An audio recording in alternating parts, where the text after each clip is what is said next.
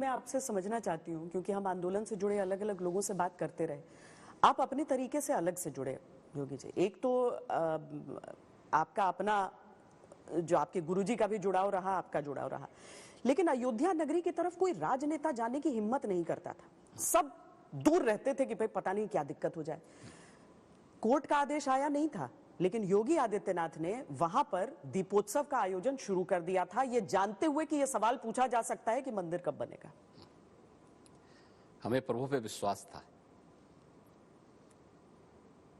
अटूट विश्वास था कि अगर राम सेतु का निर्माण हो सकता है तो राम मंदिर का निर्माण भी होगा।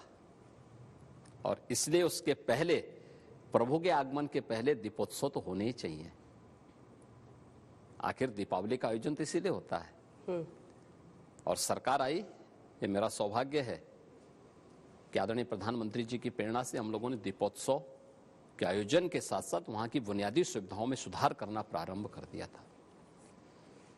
चाहे वह राम जी की पेड़ी हो, गुप्तार घाट से लेकर के राम जी की पेड़ी नए घाट तक के निर्माण का कार्यक्रम हो, वहां की स्वच्छता का कार्यक्रम हो, वहां की फसाड की व्यवस्था हो, या अन्य सभी कार्यक्रमों को हमने किया। और आज यही अयोध्या है ना, सिंगल लेन की सड़कें थी, आज अयोध्या के अंदर 4 लेन की सड़क। कल्पना थी ना, आज से 10 साल पहले तो कोई इसकी कल्पना ही नहीं करता था। लटकते हुए झूलते हुए तारों के गुच्छे थे, अव्यवस्था थी, गंदगी थी। पिछली सरकारों ने तो बिजली के लिए वहां के लोगों को तरसाया, 3 घंटे 4 घंटे गंदगी में के ढेर में वहां के लोगों को रहने के लिए मजबूर किया। कोई सुविधाएं वहां के लिए नहीं थी, घाटों में गंदगी का अंबार रहता था। आज अंदर की 4 लेन की कनेक्टिविटी है, बाहर हर ओर से, आप लखनऊ से जाएं, गोरखपुर से आएं, वाराणसी से आएं, प्रयागराज से आएं, 4 लेन की कनेक्टिविटी से वो भी जुड़ चुका है। और यही नहीं, अयोध्या मीटर गेज से जुड़ा हुआ था, छोटी लाइन रेल की जाती थी, बाद में ब्रॉड गेज बनी, अब रेलवे की डबल लाइन से जुड़ चुका है, इंटरनेशनल एयरपोर्ट बन गया है। और अयोध्या में सरयू जी में कुछ लोग गोली चलाते थे, आज सरयू जी में क्रूस चल रहे हैं, कोई कल्पना कर सकता था? आज ये भी हो रहा है। और इतना सब कुछ होने के बावजूद एक चीज आप अनुभव किए होंगे, देखिए आप लोग तो पब्लिक के बीच में जाते हैं, सीधे आप लोगों का कनेक्ट है। इतने लोग हटाए गए होंगे, उनका पुनर्वास हुआ होगा। अक्सर होता है कि छोटी छोटी बातों को लेकर लोगों में अनरेस्ट होता है। अयोध्या में इतने बड़े, इतना इंफ्रास्ट्रक्चर का कार्य हुआ, लेकिन कहीं कोई अनरेस्ट नहीं है, हर व्यक्ति में संतुष्टि है, क्योंकि हर व्यक्ति अयोध्या के लिए और प्रभु राम के लिए ही जीता है। और सबके मन में है कि ये काम, जो काम पहले होना चाहिए था, वो काम आज हुआ है। तो स्वाभाविक रूप से आम जनमानस की जो आज की जो मानसिकता में परिवर्तन आया है अयोध्या के, यह इसलिए संभव हो पाया क्योंकि डबल इंजन की सरकार की नीति भी साफ थी और नियत भी साफ थी। अब तो दिन बहुत करीब आ रहा है, 2 सवाल पूछ रहे हैं, उसका जवाब दे दीजिएगा।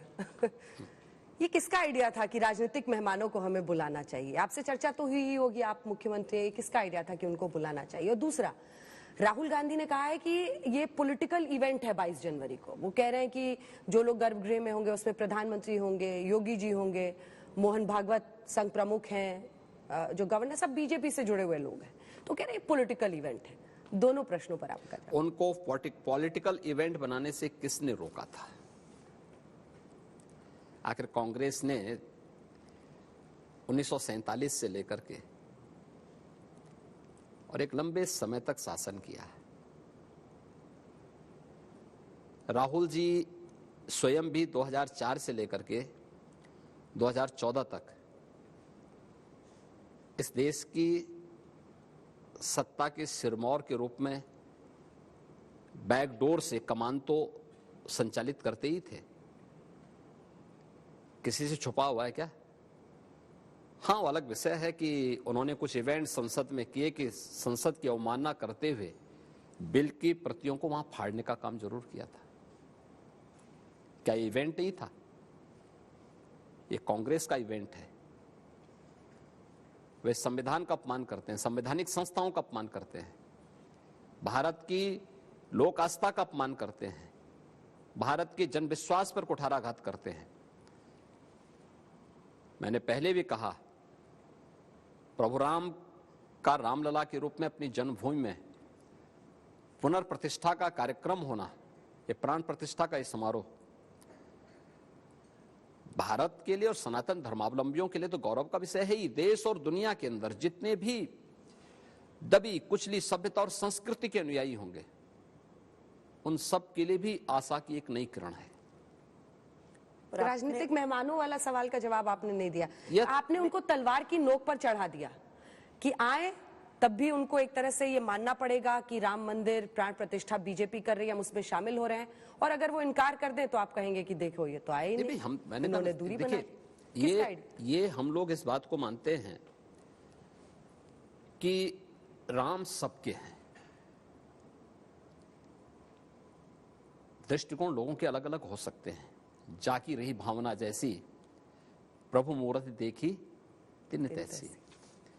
राम हमारी आस्था के प्रतीक हैं, तो हम उनको परमपिता परमेश्वर के रूप में मानते हैं।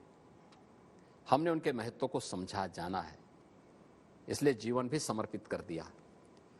राम के महत्व को वे लोग नहीं समझ पाए क्योंकि उनको सत्ता प्यारी है, और सत्ता की तरफ सोच भी नहीं सकते।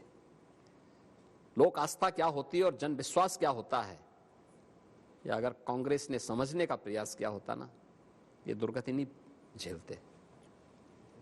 और इसलिए हर उस व्यक्ति को उस कार्यक्रम में आमंत्रण होना चाहिए, और ये श्री राम जन्मभूमि तीर्थ क्षेत्र का आयोजन है। उन्होंने अपना निमंत्रण देकर के अपने कर्तव्यों का निर्वहन किया है, क्योंकि राम तो सबके हैं, सबको आयोजन में बुलाना चाहिए। और ठीक है, पूरा देश आना चाहता है, दुनिया आना चाहती है, हर राम भक्त आना चाहता है। इस आंदोलन, इस पूरे कार्यक्रम के साथ जुड़े हुए, आंदोलन से जुड़े हुए एक लंबी श्रृंखला है, वे भी आना चाहते हैं। लेकिन अलग अलग समय में लोग आएंगे। हम लोग भी अनुरोध कर रहे हैं कि प्राण प्रतिष्ठा समारोह के बाद सभी लोगों को अवसर मिले अयोध्या में राम जन्मभूमि का दर्शन करने के लिए, और वहां की व्यवस्था से राम जन्मभूमि तीर्थ क्षेत्र न्यास देख रहा है। हाँ, उत्तर प्रदेश में कोई आएगा,